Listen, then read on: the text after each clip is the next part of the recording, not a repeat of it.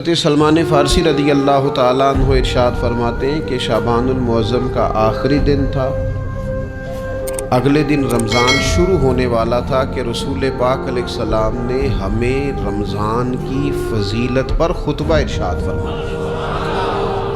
آپ اس بات کو غور سے سمجھیے کہ ایسا مہمان جس کے آنے سے پہلے اس کی فضیلت بیان کی جا رہی ہے، اور فضیلت کون بیان کر رہا ہے؟ امام الانبیاء صلی اللہ تعالی علیہ وسلم۔ یہ صرف ہمارے دلوں کے اندر، امت کے دلوں کے اندر اس ماہ مقدس کی فضیلت کو اور اس کی عظمت کو بٹھانے کے لیے کہ پوری طرح تم اپنے ذہن میں اور اپنے دل میں ایک بات بٹھاؤ کہ ایک عظمتوں والا مہینہ تم پر سایہ فگن ہونے والا ہے، عظمتوں والا۔ حضور نے ایک دن قبل اس کی فضیلت بیان۔ ہمارے ہاں یہ ہوتا ہے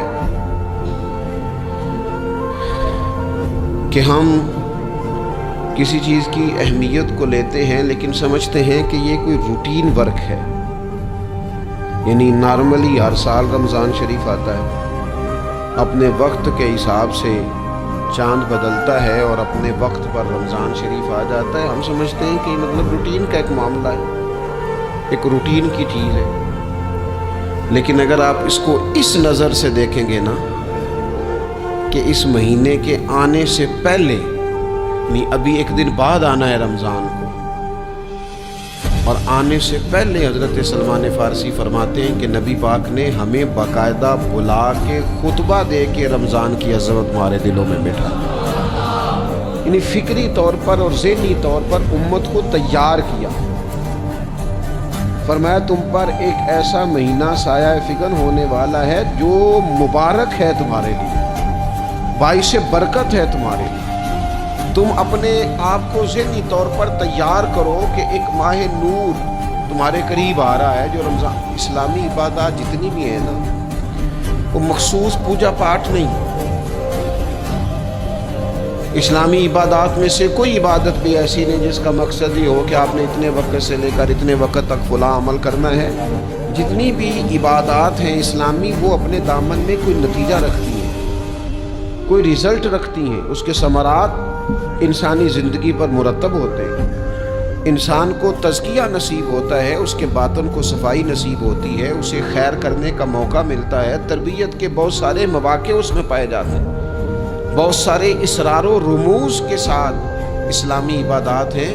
یہ جو رمضان المبارک ہے نا، یہ جو روزہ ہے، یہ روزہ اپنے دامن کے اندر تربیت رکھتا ہے، تربیت۔ یا ایھا الذین آمنوا کتب علیکم الصیام کما کتب علی الذین من قبلکم لعلکم تتقون۔ اے ایمان والو، تم پر روزے فرض کیے گئے جیسا کہ تم سے پہلے لوگوں پر بھی فرض کیے گئے تھے تاکہ تم تقوی اختیار کرو۔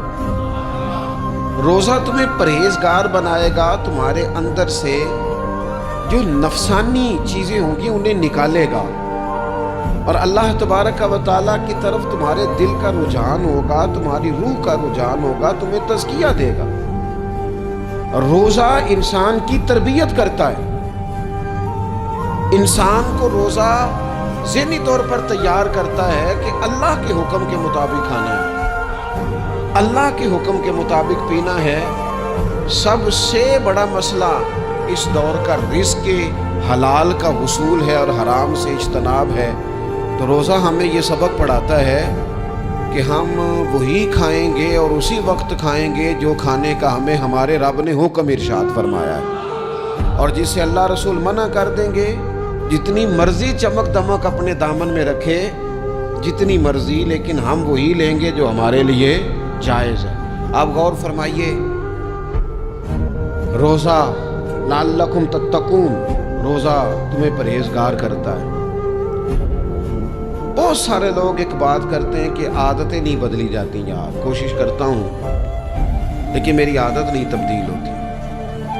میں آپ کو ایک رائے دینے لگا ہوں، مشورہ دینے لگا ہوں، میں آپ سے یہ عرض کرنے لگا ہوں کہ موقع آیا ہے رمضان شریف کا۔ رمضان میں نا بندہ روٹین میں اپنی عادتیں بدلتا ہے۔ کسی کو سویرے 7 بجے کھانے کی عادت ہے، کسی کو 9 بجے کھانے کی عادت ہے، کوئی صبح ناشتہ نہیں کرتا، دوپہر میں ہی کھاتا ہے۔ لیکن رمضان آیا تو عادت بدل گئی۔ 7 बजे वाला भी नहीं खा रहा, 9 बजे वाला भी नहीं खा रहा, दोपहर वाला भी नहीं खा रहा, सारे सहरी में खा रहे हैं। आदत बदल गई, बिल्कुल तबीयत बदल गई, रूटीन चेंज हो गई। कोई उठ रहा था सुबह फजर में, अल्लाह की तौफीक से अल्लाह ताला माफ़ फरमाए, तो कुछ ऐसे भी थे जो 9-10 बजे उठ रहे थे, कुछ अल्हम्दुलिल्लाह फजर पढ़ के चलो किसी वजह से फिर सो गए, 10-11 बजे उठ रहे थे, रूटीन बदली हुई थी। रमज़ान आया तो बदल गई, सारे सहरी में उठ रहे हैं। तहज्जुद के वक़्त सब की आँख खोल रही है, बिल्कुल रूटीन बदल गई, हालात बदल गए, मामलात तब्दील हो गए, औकात तब्दील हो गए, दफातर के टाइम तब्दील हुए, स्कूलों के निज़ाम तब्दील हुए, मदारस के औकात तब्दील हुए, हर चीज़ के अंदर तब्दीली आई।